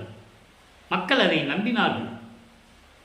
ஏன்னா விவரம் தெரியாமல் சொல்ல மாட்டாங்கன்னு தவறாக நினைத்து மக்களும் அதை நம்பிக்கொண்டிருக்கிறார்கள். ஆனால் வல்லப்பமான் என்ன சொல்கிறாரு? நான் இங்கே இல்லை, நான் சுத்த சிவஞான வெளிக்கு போனேன், தெளிவாக பாடலில் சொல்கிறாரு. அப்போ அதை மக்கள்கிட்ட சொல்லணும்ல, சொல்லாமல் விட்டு விட்டார்கள். அதனால் மக்களுக்கு தெரியவில்லை என்பதுதான் யதார்த்தமான உண்மை. அதுதான் சத்தியம். இப்போ நேராக அங்கே விண்ணுலகத்திலிருந்து நேராக சிதம்பரம் தான் போகிறார். காரணம், ஏன் சிதம்பரம் போனார்னா, அங்கே ஒரு திருவிளையாடல் நடக்குது. அங்கே பரசுராமனும் கருங்குழியில் இருக்கின்ற வீட்டு உரிமையாளர் வெங்கட ரெட்டியாரும் அங்கு பேசி கொண்டிருக்கிறார்கள். பரசுராமன் என்பவர் வல்லப்பமானவர் வருவிக்க விட்டதனால் ஏற்பட்ட ஒரு சொந்தம், அண்ணன் என்ற ஒரு உறவு. வல்லப்பமானுக்கென்று உறவு எதுவும் இல்லை. அவருக்கு ஒரே உறவு, ஒரே தந்தை, ஒரே தாய், எல்லாமே அருட்பெருஞ்சோதி ஆண்டவர் தான் என்பதை பாடல்களிலே தெளிவாக நமக்கு அள்ளியிருக்கிறார்கள். அந்த அம்மையார் நமது இறைவனை, சின்னம்மையார் அவர்கள் நமது இறைவனை 10 மாதம் சுமந்து அழகாக பெற்றுக் கொடுத்தார்கள். அதற்காக அந்த அம்மா புண்ணியவதி, போற்றக்கூடியவர்கள். அதில் எந்த விதமான மாற்று கருத்து கிடையாது. ஏன்னால் எல்லாமே இறைவனுடைய திருவிளையாடலால் நடந்தது. இறைவன் நினைத்தால் ஒரு ஆண்மகனையோ ஒரு பெண் பிள்ளையோ வரவழைக்க நினைத்தால் இறைவன் எப்படி வேணாலும் வர வைக்கிறார். அதை வல்லப்பமான் தெளிவாக உரைநிலை பகுதியிலே நமக்கு அருளி இருக்கிறார்கள். இறைவன் நினைத்தால் ஒரு தாயின் வழியாக ஒரு குழந்தையை வர வைக்கணும்னு நினைச்சோம்னா அந்த சம்பந்தப்பட்ட பெண்ணை எதுக்கு நிறுத்தி சும்மா பார்த்தா போதும், அந்த பெண் கர்ப்பமாவாள். அதே மாதிரி வாக்கால் நீ ஒரு குழந்தையை பெற்றுக் கொடுப்பாய், ஆணாகவோ பெண்ணாகவோ எது இருந்தாலும் சரி, கண்டிப்பாக அந்த பெண் கர்ப்பமாவாள். இப்படி இறைவனுடைய நிகழ்ச்சிகள் உண்டு. அதற்கு ஒரு எடுத்துக்காட்டு கர்ணன். குந்தி தேவியார் சிறு வயதில், எதுவும் விவரமறியாத வயதில் சூரியனை பற்றி ஒரு மந்திரத்தை சொல்லுகிறார். அந்த மந்திரத்தை சொன்னால் சூரியன் வந்து குழந்தையை கொடுக்க வேண்டும், அது நியதி. அப்போ சூரியன் வந்து, பெண்ணை என்னை அழைத்தாய், நானும் வந்து விட்டேன், உனக்கு ஒரு அழகான ஆண்மகன் பிறப்பான் என்று சொல்லி மறைந்து விடுகிறார். அந்த பெண்ணுக்கு எப்படி இருக்கும்? அப்படி பிறந்தவன் கர்ணன். கடைசி காலம் வரைக்கும் அவனுடைய பிறப்பை பற்றி இழிவாக பேசினார்கள். புராணத்தை நீங்கள் படித்தா, மகாபாரதம் படித்தா உங்களுக்கு தெரியும். கர்ணன் பார்த்த அற்புதமான ஒரு பகுதி அது. அந்த நிலை தன் மகனுக்கு வரக்கூடாது. இப்படிப்பட்ட ஒரு சூழ்நிலை தன் மகனுக்கு வரக்கூடாது. அதோடு மட்டுமல்ல, தனது மகன் 51 ஆண்டுகள் இந்த உலக மக்களிடையே இருக்க வேண்டும். சமயங்களையும் மதங்களையும் மார்க்கங்களையும் பின்பற்றி கொண்டு சமய வழிபாடுகளை செய்து கொண்டிருக்க வேண்டும். அதன் பிறகு மக்களே, இது தேவையில்லை, இது காலகாலமாக இருந்து கொண்டிருந்தது, இனிமேல் அது தேவையில்லை, சுத்த சன்மார்க்கம்தான் இனிமேல் இந்த உலக மக்களுக்கு தேவை என்று உலக மக்களை எல்லாம் சுத்த சன்மார்க்கத்தில் சேர்க்க வேண்டும். அதைதான் பாடலிலே கூறினார். அகத்தை கருத்து புறத்தை வெளுத்திருந்த உலக அனைவரையும் சகத்தை திருத்தி என்பது அவர்களுக்கு அறிவுறுத்தி, சமயங்களிலும் மதங்களிலும் மார்க்கம் ஈடுபட்டு கொண்டு உள்ளத்திலே ஒன்று வைத்துக்கொண்டு நடைமுறையிலே ஒரு வகையிலே செயலாற்றி கொண்டு முரண்பாடுகளோடு இருக்கின்றார்கள் மக்கள், உலக மக்கள் வேற்றுமையோடு இருக்கின்றார்கள், வேதம் பார்த்து நடந்து கொண்டிருக்கிறார்கள். இதனால் சண்டை சச்சரவுகள் ஏற்படுகிறது, இதனால் உயிரிழப்பு ஏற்படுகிறது. ஏனென்றால் சைவமும் சமணமும் மோதுகின்றன, எரித்து சாம்பலாக்குகிறார்கள். பௌத்தர்களும் சமணர்களும் மோதிக்கொண்டிருக்கிறார்கள். இந்த நிலை மாற வேண்டும். அதுக்காக தனது மகனை உலக மக்களிடமிருந்து கொண்டு வர வேண்டும். அதற்காகத்தான் ஒரு தாயின் கருவறையிலே 10 மாதம் இருக்க வைத்து கருவறையிலே தன் மகனை காப்பாற்றி அந்த திருவிளையாடலை நம்ம பார்த்துட்டோம். இதுதான் காரணம், முக்கியமான காரணம். சட்டத்தை திருத்தி சன்மார்க்கத்தை அடைவித்திட எல்லா மக்களையும் சுத்த சன்மார்க்கத்தில் சேர்க்க வேண்டும். அவரும் இகத்தை பரத்தை பெற்று, இகத்தை என்பது இந்த உலகத்திலே எல்லா நன்மைகளையும் பெற்று இன்புற்று வாழ வேண்டும், மகிழ்வோடு வாழ வேண்டும் என்பதற்காக, மகிழ்ந்திடுவதற்கென்றே என்னை உகத்தே இறைவன் வருவிக்க உற்றேன். நல்லா கவனிக்கணும். இதற்காகத்தான் இந்த கலியுகத்தினுடைய கடைசி கட்டத்தில் நான் வருவிக்க உற்றேன். இறைவனால் இறைவனால் இறைவனாகவே வருவிக்க உற்றேன் சொல்லுவார். இறைவனாகவே வருவிக்க உற்றேன் சொல்லுவது அருளை பெற்றேன் சொல்றாங்களே, அதனுடைய விளக்கம். அருளை பெற்றேன் சொல்றாங்க, அதனுடைய விளக்கம் என்னன்னா, இறைவனால் இறைவனாகவே வருவிக்க உற்றேன். தெளிவா சொல்ற. அப்ப இதை மக்கள்கிட்ட சொல்லணுமா இல்லையா? யாருமே சொல்லலையே. அதனால வந்த பிரச்சனை தானே. சொல்லியிருந்தா மக்கள் இவரையும் இறைவனாக ஏற்றுக்கொண்டிருப்பார்கள். அவரை பற்றி பேசும்போது தமிழ் துறவி என்றார்கள், வசனகர்த்தா என்றார்கள், பாடலாசிரியர் என்றார்கள், இப்படி பல பெயர்களை சொல்லிக் கொண்டீர்களே தவிர அவர் அருப்பஞ்சு வேண்டவர் மகன் இறைவனாக வருவிக்க உற்றவர், சுத்த சன்மார்க்கத்தை உலக மக்களுக்கு சொல்ல வேண்டும் என்பதற்காகவும், ஜீவகாரிய ஒழுக்கத்தை உலக மக்களுக்கு தெரியப்படுத்த வேண்டும் என்பதற்காகவும், உயிர் இரக்கத்தை நிலைநாட்டவும், ஆண்மநேய ஒருமைப்பாட்டு உரிமையை உலக மக்களுக்கு எடுத்துக்காட்டாக இருக்க வேண்டும் என்பதற்காகவும் வருவிக்க உற்றார் என்று சொல்ல வேண்டும். இப்போ வல்லப்பமானவர்கள் அந்த நிலையில் இருக்கும்போது நேராக வந்து அங்கே கருமொழியில் இல்லை, சிதம்பரத்தில் நிற்கிறாரு. அதுக்காக இந்த விளக்கங்கள்லாம் சொன்னேன். அப்போ பரசுராமன் பார்க்குறாருல, அவருக்கு ஆச்சரியம். இதை வந்து செவிவெளி வந்த செய்திகளில் உண்டு, பல நூல்களிலே எழுதியிருக்கிறார்கள். அதை நம்ம ஏற்றுக்கொள்ளலாம், தவறில்லை.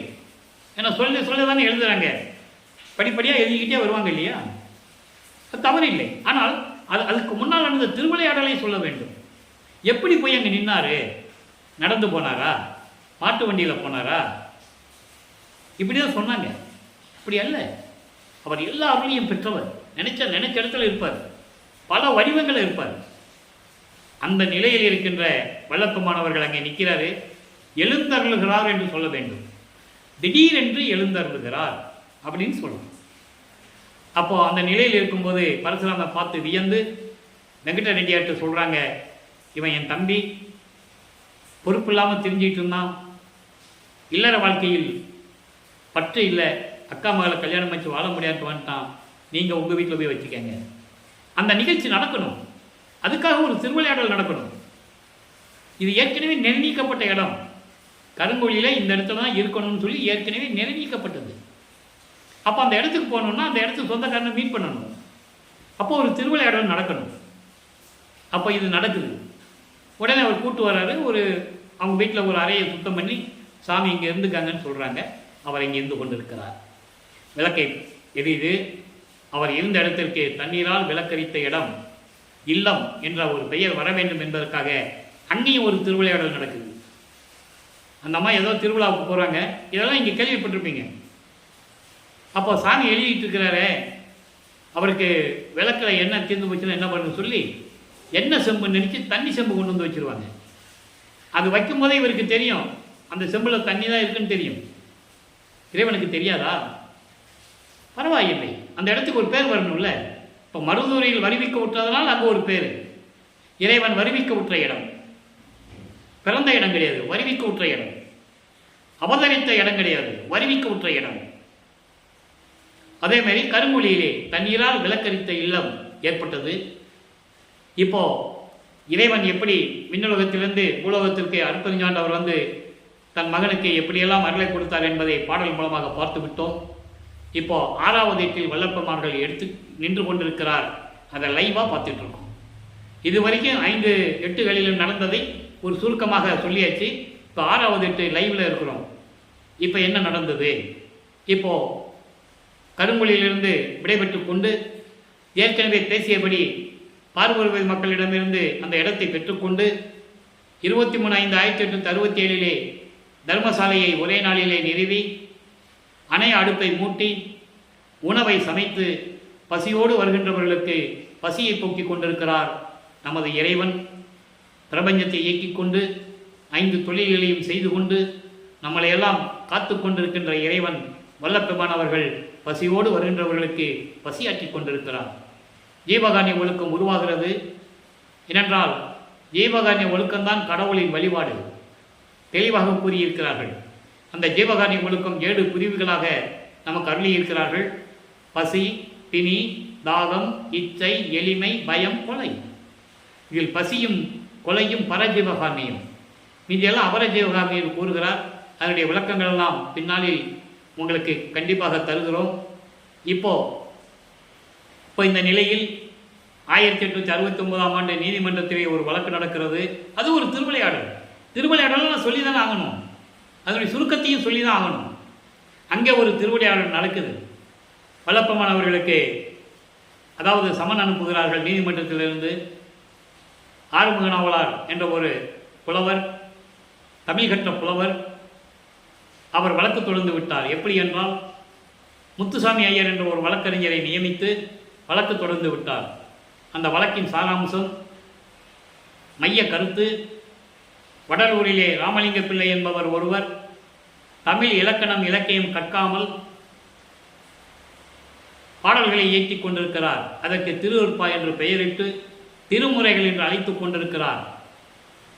அது சரியல்ல. சமயங்களையும் மதங்களையும் மார்க்கங்களையும் ஜாதிகளையும் சாடிக்கொண்டிருக்கிறார். அது எல்லாரும் மனதையும் புண்படுத்துகிறது.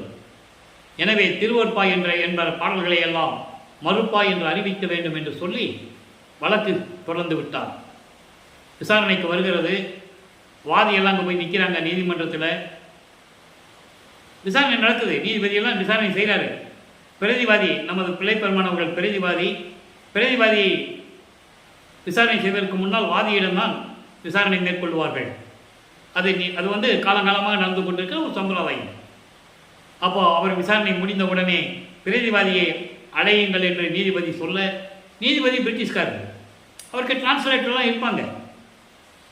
அப்போ பிரிட்டிஷ் ஆட்சி காலம், அவங்களுக்கு டிரான்ஸ்லேட்டர்லாம் இருப்பாங்க. அப்போது நீதிபதி அந்த நீதிமன்ற ஊழியர், இப்போவும் அந்த சம்பிரதாயம் உண்டு, 3 தடவை பேர் வச்சு கூப்பிடுவாங்க. அப்படி ராமலிங்கம் பேர் வச்சு கூடும்போது அந்த இடத்தில் எழுந்தருள்கிறார் சொல்லணும். உதயமாகிறான்னு கூட சொல்லலாம், தவறில்லை. அது வரைக்கும் ராமலிங்கம் வரலன்னு சொல்லி எல்லாம் சந்தோஷப்பட்டு இருப்பாங்க. அது இயற்கை தானே. ஆள் வரலன்னா வெற்றி நம்ம பக்கம் தான் நினச்சிட்டு இருப்பாங்கல்ல. எழுந்தருள்கிறார். அங்கே ஒரு திருவிளையாடல் நடக்குது. அப்போ நீதிபதி கேட்கிறார், உங்கள் பெயர் அப்படின்னு கேட்கும்போது ராமலிங்க பிள்ளை என்று சொல்லுகிறார். அவர் நீதிபதி பார்க்கும்போது இவர் காட்சி கொடுக்கிறார். இது எப்படி எங்கே தெரியும், எப்படி உங்களுக்கு தெரியணும் அப்படின்னு நீங்கள் கேட்டீங்கன்னா ஒரே பதில், இறைவன் கொடுத்த விளக்கம். சூட்சமமான விளக்கங்கள் பாடல்களிலே உண்டு. அது அப்படி தான் நடந்திருக்கணும். காட்சி கொடுத்தாதான் இவரை பற்றி தெரிஞ்சிக்க முடியும். ஏனென்றால் அதை வழக்கமாக சொல்லி இருக்க வேண்டும். யாரும் சொல்லவில்லை, யாரும் எழுதவும் இல்லை. அப்போ இந்த நிலையில் இருக்கும்போது காட்சி கொடுத்தவுடனே நீதிபதி உணர்ந்து கொள்ளுகிறார், வந்தவன் இறைவன் என்று உணர்ந்து கொள்ளுகிறார். இருந்தாலும் எப்படி பாடல்களை இயற்றினீர்கள் என்று கேட்கும்போது, அருட்பெருஞ்சோதி ஆண்டவர் எனக்கு அருளினால் நான் எழுதினேன், எல்லாமே இறைவன் கொடுத்த விளக்கம் என்று கூறுகிறார். இது எல்லாமே என் மார்க்கம் அல்ல, இறைவன் மார்க்கம். இறைவன் கொடுத்த பாடல்கள் நான் எழுதினேன், இறைவன் சொன்னான் எழுதினேன். நான் உரைக்கும் வார்த்தைகள் எல்லாம் நாயகன் தன் வார்த்தை, தெளிவாக கூறியிருக்கிறார். அப்போ இந்த நிலைகள் எல்லாம் கண்டு நீதிபதி அவர்கள் இவர் பார்த்தோன்னே எந்திரிச்சு நின்றுறாரு. காட்சி கொடுத்தா எந்திரிச்சு நிற்காம என்ன பண்ண முடியும்? அப்போ எல்லாம் எந்திரிச்சு நிற்கிறாங்க. அப்போ எந்திரிச்சு நின்னா வழக்கு தள்ளுபடி ஆகாது. நல்லா புரிஞ்சுக்கணும். நீங்கள் எந்த நீதிமன்றத்திலும் ஒரு வழக்கு தொடரப்பட்டு வக்காலத்து வாங்கி வழக்கு தொடரப்பட்டு சமன் அனுப்பி விசாரணை நடக்காமல் எந்த வழக்கும் தள்ளுபடி ஆகாது. அப்போது எந்திரிச்சு நின்னா எல்லாம் எந்திரிச்சு நின்னாங்க.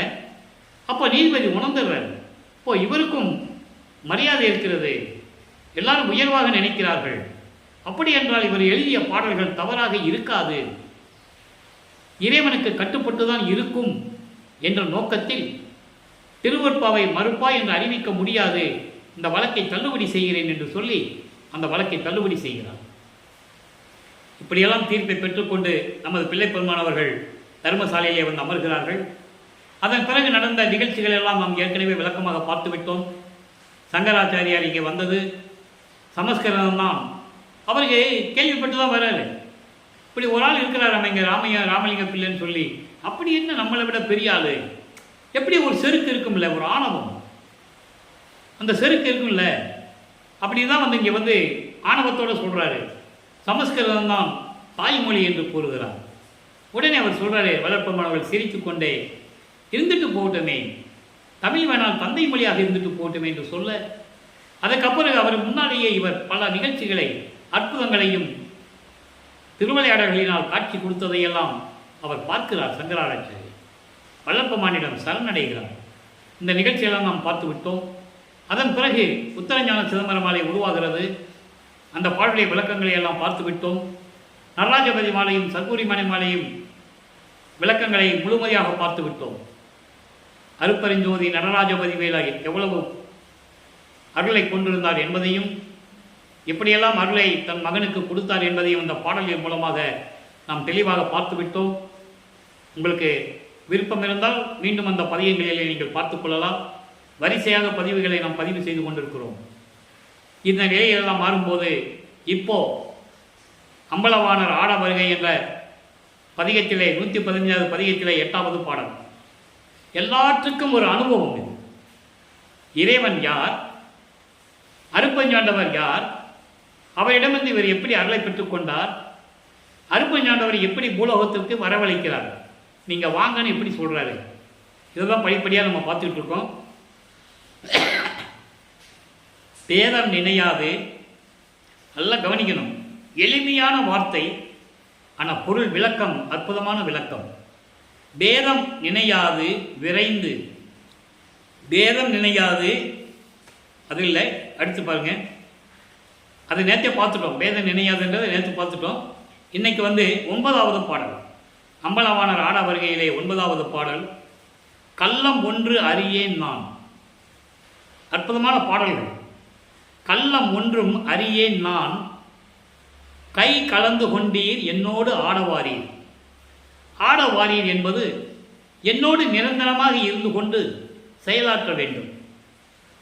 தெளிவாக சொல்லுவார். இதுக்கு முன்னால் இருக்கிற பதியத்தில் நம்ம பார்த்தோம், மகன் இங்கே இருக்கிறேன், அம்மையும் அப்பனும் அங்கே இருந்து கொண்டு இருக்கிறீர்கள், வாங்க நம்ம 3 பேர் ஒரே இடத்துல இருக்கலான்னு கூப்பிடுவார். அந்த விளக்கங்களை நம்ம பார்த்துட்டோம். இப்போ அதான் கூப்பிடுறாரு, கள்ளம் ஒன்று அறியேன் நான், எனக்கு பொய் சொல்ல தெரியாது, எனக்கு பொய் சொல்ல தெரியாது, கை கலந்து கொண்டீர் என்னோடு, என்னோடு கை காத்து கொண்டீர், என்னை ஆட்கொண்டீர், உள்ளபடி உரைக்கின்றேன், சத்தியமாக சொல்கிறேன், உள்ளதை உள்ளபடி சொல்கிறேன், நான் எனக்கு பொய் சொல்ல தெரியாது, உனக்கு தெரியுமே, உன் உன் உள்ளம் அறியாயோ அப்படின்லாம் கேட்பார், நீ அறியாயோ அப்படின்லாம் கேட்பார். உள்ளபடி உரைக்கின்றேன், உன் ஆசை பொங்குகின்றது, உன் மேல் நான் காதல் கொண்டுள்ளேன், உன் மீது அன்பு கொண்டுள்ளேன், அது உள்ளத்திலே எழுந்து பொங்கி வழிகின்றது, பொங்குகின்றது. தள்ளறியேன் என்னோடு இங்கே, தள் அறியேன் என்னோடு இங்கே, நீ வர வேண்டும், உன்னை விட்டு விலகி இருக்க முடியாது, தள்ளி இருக்க முடியாது. அதான் தள் அறியேன் என்று சொல்லுகிறார். உன்னை விட்டு நான் விலகி இருக்க முடியாது, நீயும் என்னை விலகி விட்டு இருக்க முடியாது, அதனால் பூலோகத்துக்கு வாங்கன்னு கூப்பிடுற, என்னோடு இங்கே ஆடவாரி, என்னோடு இங்கே நீ வரணும், இங்கே தான் இருக்கணும், நம்ம இங்கே இருந்துட்டு தான் திருவிளையாடல் செய்யணும் அப்படின்லாம் சொல்லுவார். ஏன்னா மகனை கூப்பிடுவார், நீ வந்துரு மகனே, உனக்குன்னு உலகங்கள் நிறைய இருக்கு, நீயே இங்கே இருக்கிறேன்னு கேட்பார். அப்போ அவர் சொல்லுவார், எந்த பதவியும் விருப்பிலேன் மாலையன் பதவி வேண்டி கொள் என விரும்பினும் கொல்லேன், என் மக்கள் என் உலகம் இது, நான் இல்லாமல் கன நிமிஷம் கூட என் மக்கள் என்னை விட்டு பிரிந்து இருக்க மாட்டார்கள். அந்த நிலையில சொல்றாரே, நீ வந்துரு இங்கே, கல்லறியேன் என்னோடு இங்கே. அடுத்து சொல்லுவார் பாருங்க, தாழ்கில் இறையும் தனியே. நீ தாமதம் செய்தால் கொஞ்ச நேரம் கூட என்னால் பொறுத்துக்க முடியாது, என்னால் சகிக்க முடியாது. போதுண்டா சாமி, எங்கள் அப்பா இத்தனை ஆண்டுகள் உன்னை பிரிந்து நான் இருந்தது போதாதா, இன்னும் பிரிஞ்சு இருக்கணுமா? சீக்கிரம் வாயேன், தாமதம் செய்யாதே.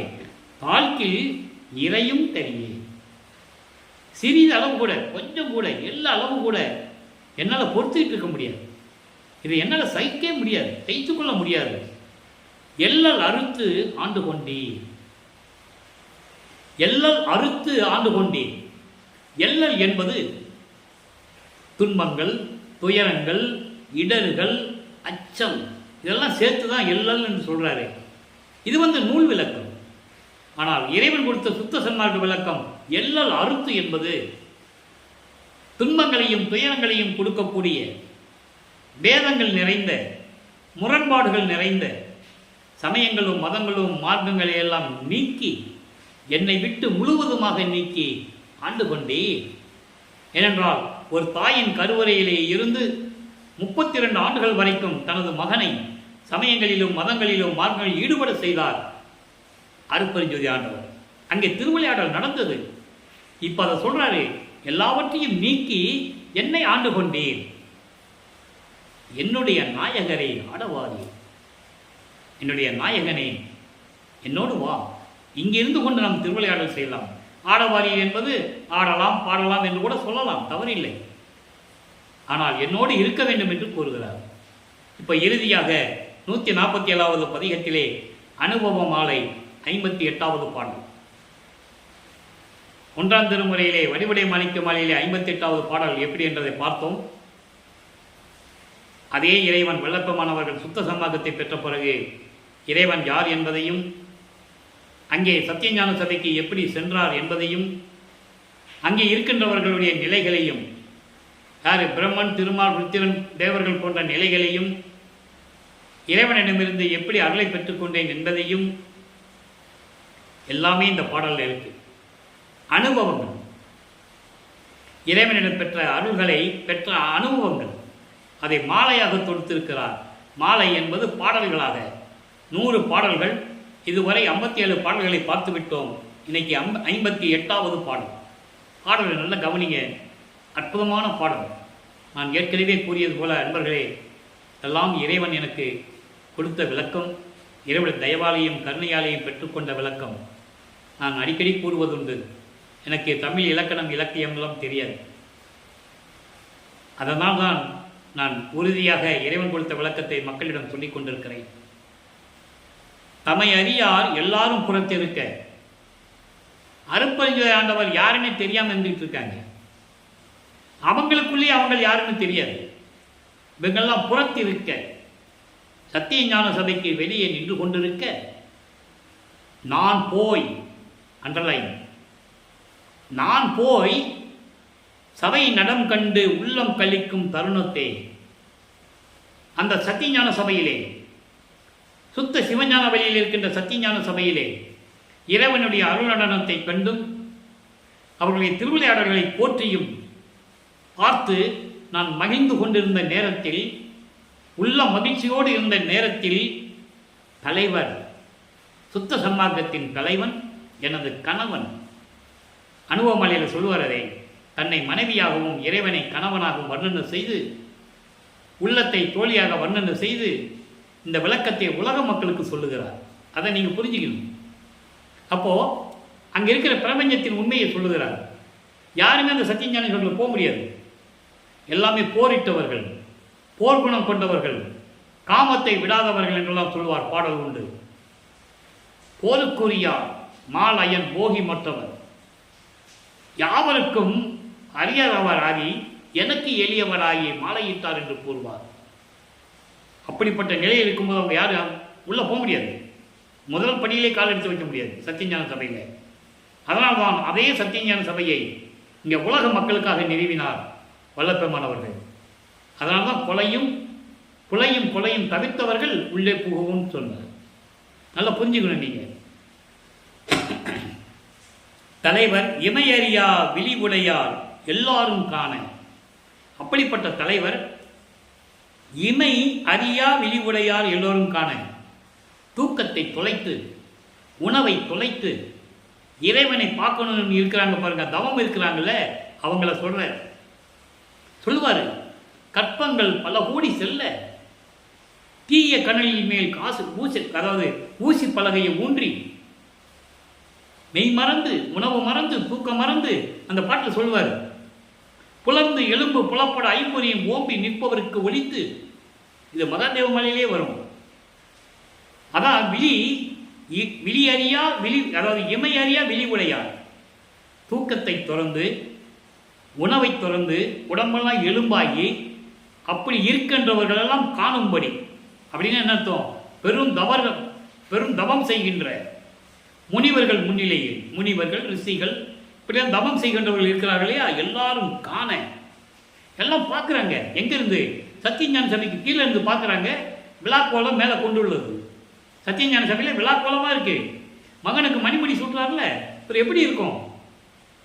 அங்கே விழாக்கோலம் பூண்டுள்ளது, கீழே இருக்கும், பார்த்துட்டு இருக்காங்க. அப்போ அந்த தருணத்தில் இளநகை மங்கள முகத்தே தல தல என்று ஒளிர, மகனை பார்த்த உடனே அவ்வளவு புன் சிரிப்பு இறைவனுக்கு. மகனுக்கு மணிமுடி சூட்டப் போகிறோம், இனிமேதான் மகன் தான் பிரபஞ்சத்தை இயக்கப் போகிறான் என்ற மகிழ்ச்சி தந்தையின் முகத்திலே ஒளிர, தல தல என்று ஒளிர. இவ்வளவு அற்புதமா சொல்றாரு பாருங்க. தல தல என்று ஒளிர சொல்றாரு, எமை அறிந்தாய். ஏன்னா அவங்க யாரும் அறியவில்லை, தம்மை அறியாருன்னு முதல்ல சொல்லிட்டாரு முதல் வரியில. இங்க என்ன சொல்றாரு? எமை அறிந்தாய். தந்தை மகனிடம் சொல்லுகிறார், மகனே என்னை பற்றி தெரிந்து கொண்டாய். அதற்கான விளக்கங்கள் நிறைய சொல்ல முடியும், நமக்கு தான் நேரம் பத்தல. இருந்தாலும் ஒரு சில விளக்கங்கள் நாம் சொல்ல வேண்டிய கடமை இருக்கிறது, சொல்லுவோம். எமை அறிந்தாய், என்னை யார் என்று கண்டு கொண்டாய் என்று எனது கைபிடித்தார். நானும் என்னை மறந்து என் இறைவன் கால் பிடித்து கொண்டேன். தந்தை மகனை கைப்பிடித்து சொல்றாரு, எம்மை அறிந்து கொண்டாய் என்று சொல்லுகிறார். உடனே மகன் தந்தையிடம் காலில் விழுந்து காலை பிடித்து கொண்டு ஆசீர்வாதம் வாங்குகிறார். அடுத்து சொல்றார் பாருங்க, என்னை மறந்து என் இறைவன் கால் பிடித்து கொண்டேன். சுமை அறியாய் பேரறிவே வடிவாகி, சுமை அறியா பேரறிவே வடிவாகி அழியா சுகம் பெற்று வாழ்க என்றார் கண்டாய் தோழி. தோழியிடம் சொல்லுவது போல உலக மக்களுக்கு சொல்லுகிறார், உலக மக்களே, என் தந்தை என் கைப்பிடித்து எல்லாரும் காண, தவம் இருந்தவர்கள், பெருந்தவம் செய்தவர்கள், பிரம்மன், திருமால், மித்திரன் போன்ற வானவர்கள் எல்லாம் பார்க்கும்படி நீ என்னை அறிந்து கொண்டாய் மகனே என்று சொல்லி என் கைப்பிடிக்க நான் என் தந்தையின் காலில் விழுந்து ஆசீர்வாதம் பெற்றுக்கொண்டேன். அதோடு மட்டுமல்ல, அது சொல்றாரு, சுமையறியா பேரறிவா வடிவாகி. சுமையறியா பேரறிவு வடிவு என்பது முத்தேகம், சுத்த தேகம், புராண தேகம், ஞான தேகம், 3 தேகங்களையும் பெற்றுக்கொண்டு அழியா சுகம் பெற்று வாழ்க.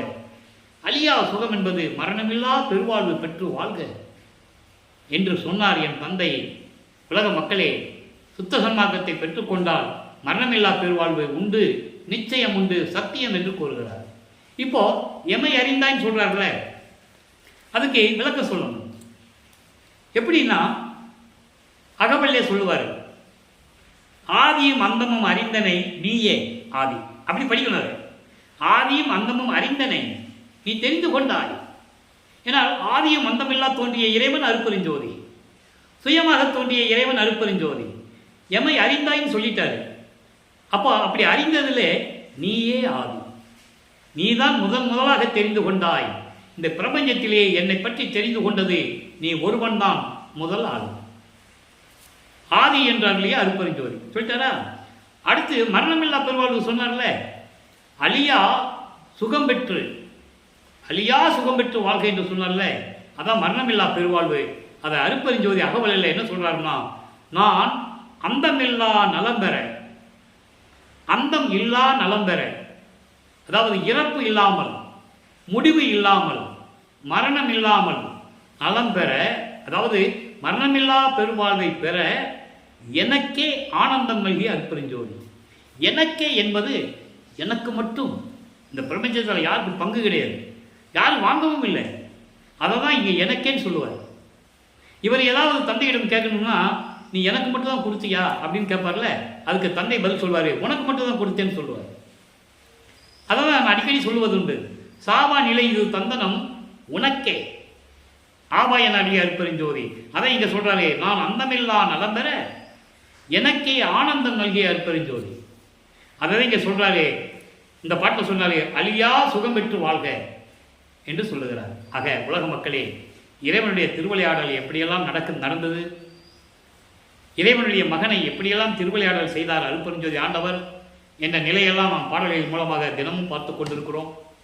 நீங்களும் சுத்த சன்மார்க்கத்தில் இணைந்து அருட்பெருஞ்சோதி ஆண்டவரை ஜோதி வடிவலில் ஏற்றுக்கொண்டு அருட்பெருஞ்சோதி அருட்பெருஞ்சோதியை தனிப்பெருங்கனை அருட்பெருஞ்சோதி என்ற மகாமந்திரத்தை உச்சரித்து கொலையும் புலையும் தவிர்த்து உயிர்களை கொலை செய்வதை நிறுத்த வேண்டும். மாமிச உணவுகளை கொலை செய்து அந்த பிணத்தை, அந்த நாறுகின்ற உடம்பை நம் உடம்புக்கு உணவாக எடுத்துக்கொள்ளக்கூடாது.